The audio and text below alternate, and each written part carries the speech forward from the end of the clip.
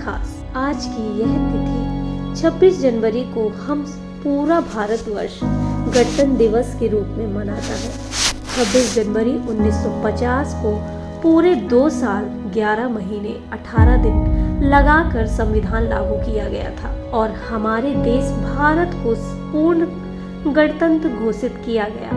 वैसे तो हमारा देश 15 अगस्त 1947 को अंग्रेजों के चंगुल से आज़ाद हो गया था। 26 जनवरी को इसे आज़ादी का रूप दिया गया था। तब से लेकर अब तक हम इस दिवस को आज़ादी के रूप में मनाते हैं। आज हमें आज़ादी मिले हुए पूरे 75 साल हो चुके हैं।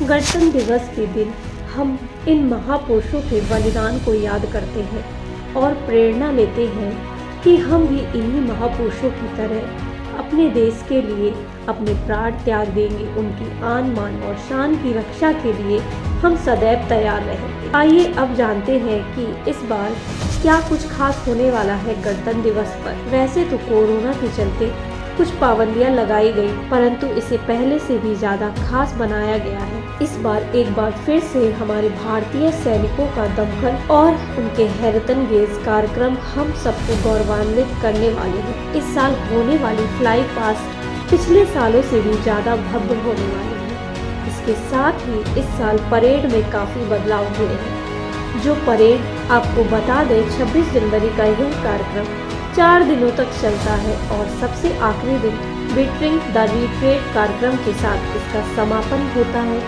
भारतीय वायुसेना और नौसेना के विमानों सहित 75 लड़ाकू विमानों के साथ गणतंत्र दिवस परेड के दौरान राजपथ पर होने वाली फ्लाई पास्ट अब तक का सबसे भव्य फ्लाई पास्ट होगा। यह सब आजादी का अमृत महोत्सव के अनुरूप है। 5 राफेल विनाश की आकृति के राजपथ के ऊपर से उड़ान भरेंगे। आजादी का अमृत महोत्सव मनाने के लिए 17 जगुआर लड़ाकू विमान 75 के आकार में उड़ान भरेंगे। इस साल गणतंत्र दिवस की परेड में एक खास गैलरी भी आकर्षण का केंद्र रहेगी।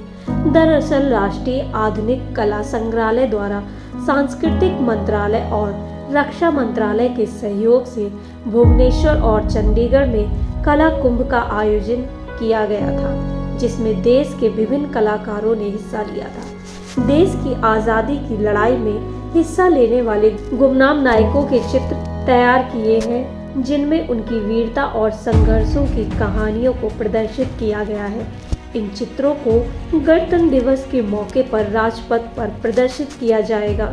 भुवनेश्वर और चंडीगढ़ में 75 किलोमीटर के कुल 10 स्क्रॉल कैनवास पर चित्र बनाए हैं। इनकी कुल लंबाई 775 मीटर से भी अधिक है। इन स्क्रॉल्स को गणतंत्र दिवस 2022 के मौके पर राजपथ पर कलात्मक रूप से प्रदर्शित किया जाएगा। कोरोना काल के चलते हुए इस बार कोई भी मुख्य अतिथि नहीं होगा और सिर्फ 5000 से 8000 तक लोग ही इस समारोह में शामिल हो सकेंगे। इस गणतंत्र दिवस की मेहमानों की सूची में श्रमिक, निर्माण, सफाई कर्मी, अग्रिम पंक्तियों के कार्यकर्ता और ऑटो रिक्शा चालक भी शामिल हैं। इसका उद्देश्य समाज के प्रत्येक व्यक्ति को अवसर देना है। परेड का रूट भी कम कर दिया गया है। परेड रूट 8.3 किलोमीटर होता था, वो अब घटकर 3.3 किलोमीटर ही रह गया। मतलब परेड रूट 5 किलोमीटर कम कर दिया गया है। हालांकि परेड के बाद निकलने वाली झांकियां लाल किले पर जाकर ही खत्म होंगी। गणतंत्र दिवस समारोह की शुरुआत के समय में भी बदलाव किया गया है। इस साल 26 जनवरी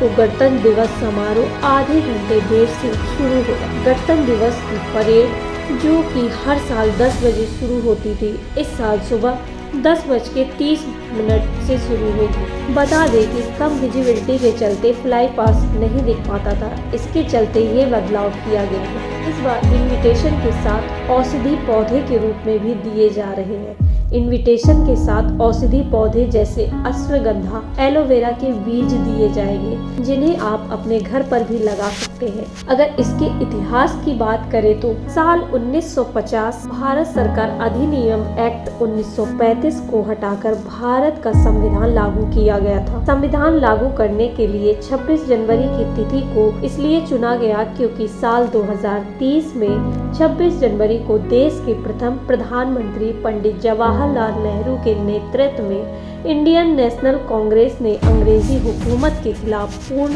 स्वराज का ऐलान किया गया। गणतंत्र राष्ट्र के बारे में 31 दिसंबर 1929 को रात में ही भारतीय राष्ट्रीय कांग्रेस के लाहौर सत्र में विचार किया गया था, जिसके लिए एक बैठक आयोजित की गई थी। इसी बैठक में हिस्सा लेने वाले लोगों ने पहले 26 जनवरी को स्वतंत्रता दिवस के रूप में मनाने की शपथ ली, जिससे कि ब्रिटिश राज से पूर्ण स्वतंत्रता के सपने को साकार किया जा सके। इसके बाद लाहौर सत्र में नागरिक अवज्ञा आंदोलन की रूपरेखा तैयार हुई और यह फैसला किया गया कि 26 जनवरी को पूर्ण स्वराज दिवस के रूप में मनाया जाएगा। इसी दिन देश का झंडा फहराया गया और 26 जनवरी को स्वतंत्रता दिवस के रूप में मनाने की शपथ ली गई थी। इसके लिए सभी क्रांतिकारियों और पार्टियों ने एकजुटता दिखाई। देश के पहले राष्ट्रपति डॉक्टर राजेंद्र प्रसाद ने 26 जनवरी को गणतंत्र दिवस मनाने की घोषणा की थी। हमारे देश का संविधान